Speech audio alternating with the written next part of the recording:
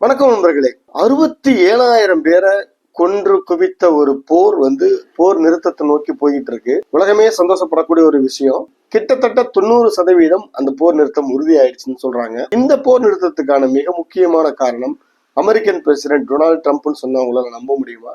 இந்தியாவுக்கும் டொனால்டு ட்ரம்புக்கும் 1000 பஞ்சாயத்து இருந்தாலும் 1000 பிரச்சனைகள் இருந்தாலும் உலகத்துல பல நாடுகள் மேல டாக்ஸ் போட்டு ஏகப்பட்ட பிரச்சனைகளை ட்ரம்ப் உருவாக்கினாலும் ட்ரம்போட இந்த ஒரு விஷயம் நிச்சயமா உலக நாடுகளால பெரிதும் பாராட்டப்படக்கூடிய ஒரு விஷயமா இருக்க போகுது. ஆமா, நான் சொல்றது காசா மேல் நடக்கக்கூடிய அந்த அட்டூழியங்கள் அநியாயங்கள் போரின் காரணமாக 67,000 பேர் கிட்டத்தட்ட செத்து போயிருக்காங்க இல்லையா? அந்த போரை நிறுத்துறதுக்காக ட்ரம்ப் ஒரு பிளான் பண்ணியிருக்காரு. அவரோட பிளான் படி ஒரு 20 பாயிண்ட் ஸ்கீம், ஒரு 20 அம்ச பிளான் ஒன்று ரிலீஸ் பண்ணியிருக்காரு. அந்த பிளானை அந்த காசாவில சண்டை போட்டுட்டு இருக்க இஸ்ரேலோட பிரைம் மினிஸ்டர் நெத்தனியாகு, அதுக்கப்புறம் ஹமாஸ் இயக்கம் 2 பேருமே கிட்டத்தட்ட ஒத்துக்கிட்டாங்க. நெத்தனியாகு 100% ஒத்துக்கிட்டாரு. ஹமாஸ் இயக்கம் கிட்டத்தட்ட ஒத்துக்கிட்ட ஸ்டேஜ் தான். இன்னும் கொஞ்சம் விஷயங்கள் பேச்சுவார்த்தை நடந்ததுன்னா இன்னும் 2-3 நாட்கள்லயே கூட போர் நிறுத்தம் வர்றதுக்கான முழு வாய்ப்பும் பிரகாசமா இருக்குன்னு சொல்றாங்க. ட்ரம்போட இந்த 20 அம்ச திட்டன்றது என்ன? போர் நிறுத்தத்துக்கு அப்புறம் ஹமாஸ் என்ன ஆகும்? போர் நிறுத்தத்துக்கு அப்புறம் காசா என்ன ஆகும்? காசாவை யார் ஆட்சி செய்ய போறா? இது போன்ற பல விஷயங்கள், எப்படி போர் நிறுத்தம் அமலுக்கு வரப்போகுது, இந்த மாதிரியான விஷயங்கள் எல்லாத்தையும் இந்த வீடியோ நம்ம முழுசா தெரிஞ்சுக்க போறோம். வீடியோக்குள்ள போறதுக்கு முன்னாடி இது போன்ற உலகத்துல எந்த மூலையில எந்த முக்கியமான விஷயங்கள் நம்மை சுற்றி நடந்தாலும் உங்களுக்கு ஒரு 10 நிமிஷம் வீடியோவா இருந்த இடத்துல இருந்து நீங்க தெரிஞ்சுக்கணும் நீங்க நினைச்சீங்கன்னா நம்ம சரண்ஸ் குளோபல் சேனலை சப்ஸ்கிரைப் பண்ணுங்க. வாங்க வீடியோக்கு போலாம்.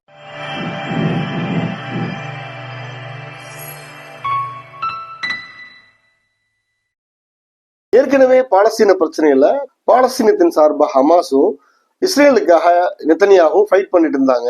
கரெக்டா 2 வருஷத்துக்கு முன்னாடி அக்டோபர் 7ஆம் தேதி அன்னைக்கு ஹமாஸ் இயக்கம் என்ன பண்றான்னு கேட்டா, பாலஸ்தீனத்தோட பகுதிகளை இஸ்ரேல் ஆக்கிரமிப்பு செஞ்சிட்டு இருக்காங்கன்னு சொல்லி ஒரு குற்றச்சாட்டை சொல்லி அந்த இஸ்ரேல் மேல ஹமாஸ் இயக்கம் என்ன பண்றாங்க, ஆயுதத்தை கொண்டு தாக்குதல், மிகப்பெரிய ஒரு தாக்குதலை நடத்தி ஒரு 1500 பேருக்கு மேற்பட்டவர் இஸ்ரேலியர்கள் செத்து போயிட்டாங்க, இறந்துட்டாங்க. அது மட்டும் இல்லாம அங்க இருந்த ஒரு சில பணைய கைதிகள் நிறைய பேரையும் பிடிச்சிட்டு போயிட்டாங்க. சோ இதுதான் ஸ்டார்டிங் பாயிண்ட், ட்ரிகர் பாயிண்ட். இதுக்கப்புறம் அக்டோபர் 7, 2023 கரெக்டா 2 வருஷத்துக்கு முன்னாடி ஆரம்பிச்ச அந்த சண்டை இன்னைய வரைக்கும் தொடர்ந்து நடந்துகிட்டு இருக்கு. என்ன விஷயம்னு கேட்டீங்கன்னா, இஸ்ரேல் கேட்கறது எங்களோட பணைய கைதிகளை திருப்பி கொடுங்க, நீங்க பிடிச்சிட்டு போன பணைய கைதிகளை திருப்பி தரணும். அதே மாதிரி நீங்க 1500 பேர் எங்க மக்களை கொன்று குவிச்சிருக்கீங்க, அதுக்கு பழிக்கு பழியா நாங்க உங்களை விடமாட்டோம், ஹமாஸ் இயக்கத்தை வேரோட அழிக்கும் வரை விடமாட்டோம்னு சொல்லிட்டு இஸ்ரேல் படுபயங்கரமா தாக்குதல் நடத்திட்டு இருக்காங்க. ஆனா இஸ்ரேலோட தாக்குதல் எங்க நடக்குதுன்னு கேட்டா, காசா பகுதியிலும் வெஸ்ட் பேங்க் பகுதியிலும் நடக்குது.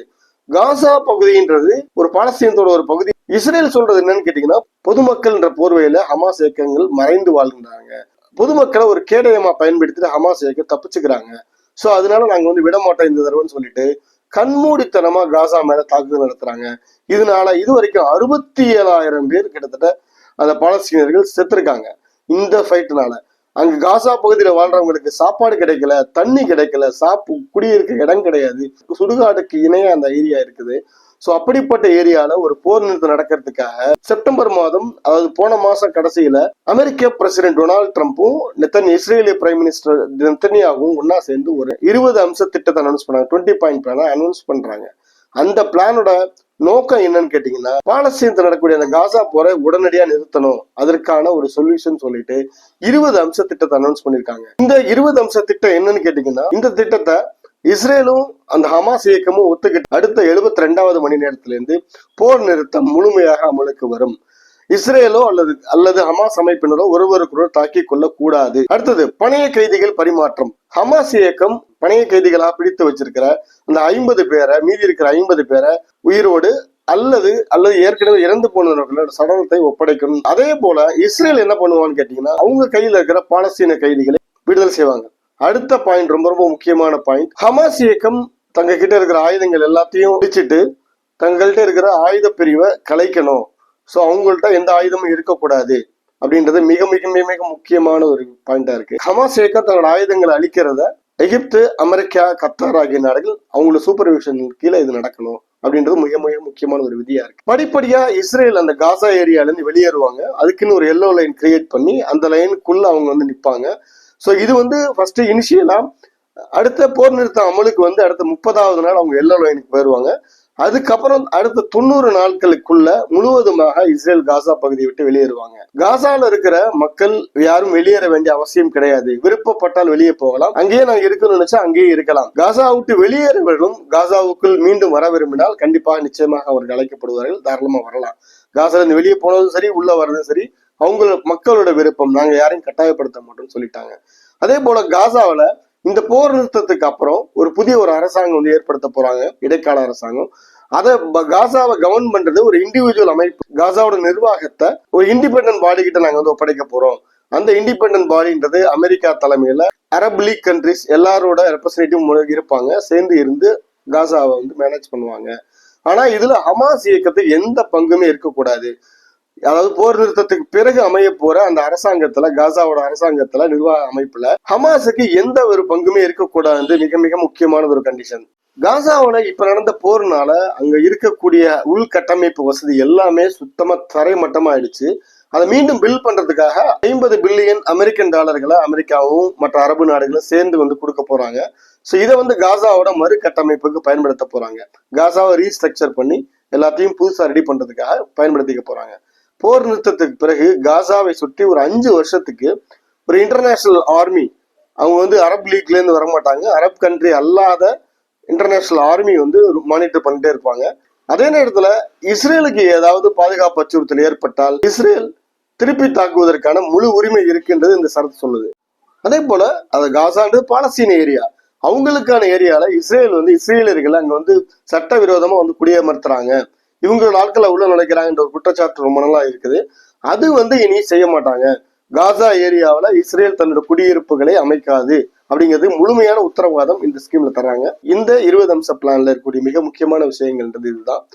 இந்த விஷயங்களை செப்டம்பர் கடைசியில அமெரிக்கன் பிரசிடன்ட் டொனால்ட் ட்ரம்ப்பும் நெதன்யாகும் கூட்டா அதை வந்து அமெரிக்கால அனௌன்ஸ் பண்றாங்க. இந்த 20 அம்ச கோரிக்கையை முழுமையா ஏத்துக்கிட்டு ஹமாஸ் வந்து ஏத்துக்கணும், இல்லைன்னா கடுமையான விளைவுகளை சந்திக்க வேண்டியிருக்கும், ஹமாஸ் இந்த இயக்கம் முழுவதுமாக அழித்தொழிக்கப்படும் சொல்லிட்டு அமெரிக்கன் பிரசிடன்ட் டொனால்ட் ட்ரம்ப் ரொம்ப ஸ்ட்ராங்கா ஒரு அனௌன்ஸ்மெண்ட் தராரு. அதுக்கப்புறம் இஸ்ரேலிய பிரைம் மினிஸ்டர் இந்த பிளான் எங்களுக்கு ஓகே, நாங்க எதுக்கு கட்டுப்போறோம்னு சொல்லி இஸ்ரேலுடைய பிரைம் மினிஸ்டர் நெதன்யாகு சொல்லிட்டாரு.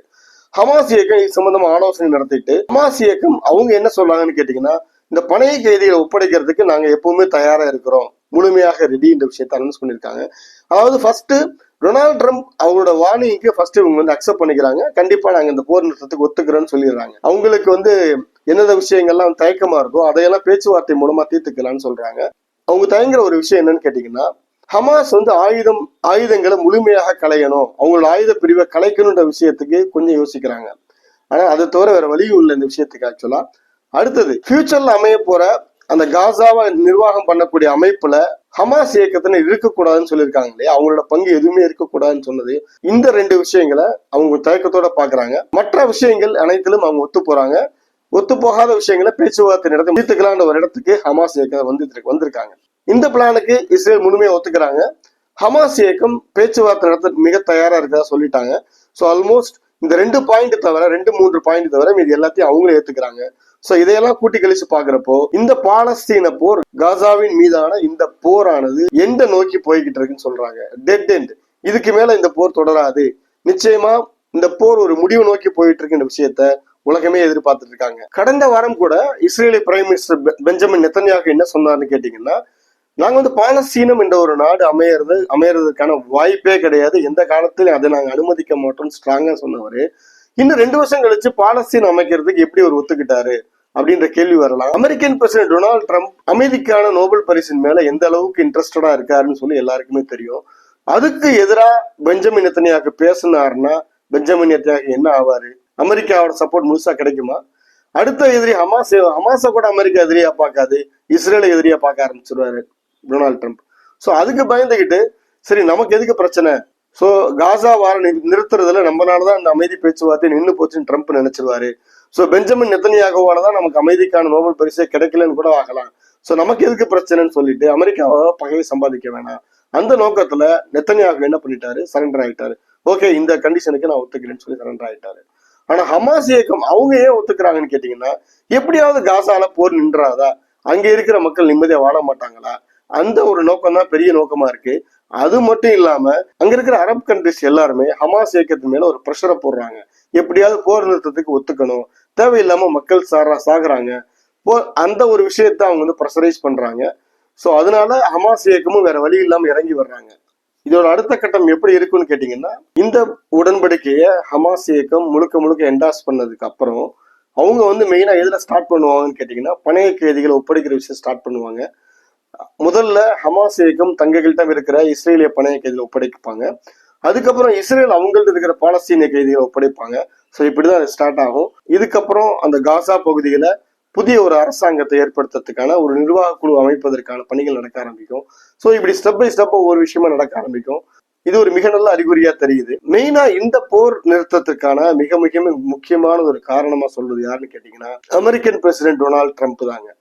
ட்ரம்ப் மேல 1000 விமர்சனம் இருக்குதுங்க, நிச்சயமா இருக்குது.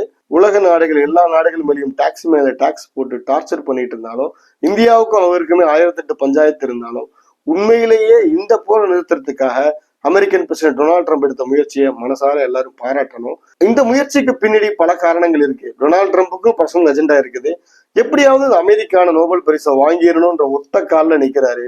ஆனா பிரச்சனை என்னன்னு கேட்டீங்கன்னா, இந்த வருஷத்துக்கான அமெரிக்கான நோபல் பரிசு அவருக்கு கிடைக்க போறது இல்லை. ஏன்னா இன்னும் இந்த வீடியோ வெளிவந்து அடுத்த 2வது நாள் இந்த ஆண்டுக்கான அமெரிக்கான நோபல் பரிசு அறிவிக்க போறாங்க. சோ இந்த வருஷத்துக்கு நிச்சயமா அவர் கிடைக்க போறது இல்லை. காசா வார நிப்பாட்ட ஒரு விஷயத்த வச்சு அடுத்த வருஷத்துக்காக அவருக்கு வந்து நோபல் பரிசு கிடைக்கிறதுக்கான எல்லா வாய்ப்புகளும் இருக்குது. நம்மளோட நோக்கம் ட்ரம்ப்புக்கு நோபல் பரிசு கிடைக்க கூடாதுன்றது இல்ல, உண்மையிலேயே ஒரு நல்ல விஷயத்த பெரிய விஷயத்த செஞ்சு அதன் மூலமா அவருக்கு எந்த பரிசு கொடுத்தாலும் நமக்கு எந்த ஆட்சேபனையும் இல்லை. இடத்துல இது ஏற்கனவே 2 தடவை வந்து போர் நிறுத்தம் அமலுக்கு வந்து ஸ்டாப் ஆயிடுச்சு. அதாவது ஃபர்ஸ்ட் ஒரு போர் நிறுத்தம் என்னன்னு கேட்டீங்கன்னா 3 மாசம் வரைக்கும் நீடிச்சுது. அதுக்கப்புறம் மறுபடியும் சண்டை ஆரம்பிச்சிருச்சு. அடுத்த போர் நிறுத்தம் வந்து 1 வாரம் மட்டும்தான் இருந்துச்சு. அதுக்கப்புறம் சண்டை ஆரம்பிச்சிருச்சு. சோ இந்த போர் நிறுத்தம் அது மாதிரி நிற்பதற்கான வாய்ப்புகள் குறைவுன்னு சொல்றாங்க. என்ன ரீசன்னா, இந்த போரை அமெரிக்கன் பிரசிடென்ட் எப்படியாவது நிப்பாட்டணுன்ற ஒரு காரணத்துல மெயினான காரணங்கள்ல அமைதிக்கான நோபல் பரிசு வேணுன்றது. அவருக்கு அமைதிக்கான நோபல் பரிசு அறிவிக்கிறது இனிமேல் அடுத்த வருஷம் தான் அறிவிக்க போறாங்க. அடுத்த வருஷம் அக்டோபர் 10ஆம் தேதி தான் அனௌன்ஸ் பண்ண போறாங்க. அட்லீஸ்ட் அது வரைக்குமாவது இந்த போர் நிச்சயமா நடக்க விட மாட்டாரு. அப்படியே மீறி நெத்தனியாகு வேற ஏதாவது தாக்குதல் நடத்தணும்னு நினைச்சாருன்னா கண்டிப்பா அமெரிக்கன் பிரசிடென்ட் டொனால்ட் ட்ரம்ப்போட முதல் எதிரி நெத்தனியாகவே இருப்பாரு. ஸோ அந்த தைரியம் நிச்சயமா நெத்தனியாகுக்கு வராது. ஸோ அந்த வகையில இஸ்ரேல் முதலில் தாக்குதல் தொடுக்க மாட்டாருங்கன்ற ஒரு மிகப்பெரிய நம்பிக்கை இருக்குது. ஹமாஸுக்கும் ஒரு பயம் இருக்கும். அமெரிக்கா போன்ற ஒரு மிகப்பெரிய ஒரு நாட்டை முழுமையா எதிர்த்துக்கிட்டு நம்மளால சண்டை போட முடியுமா, அந்த ஒரு பயம் ஒண்ணு இருக்கு அவங்களுக்கு.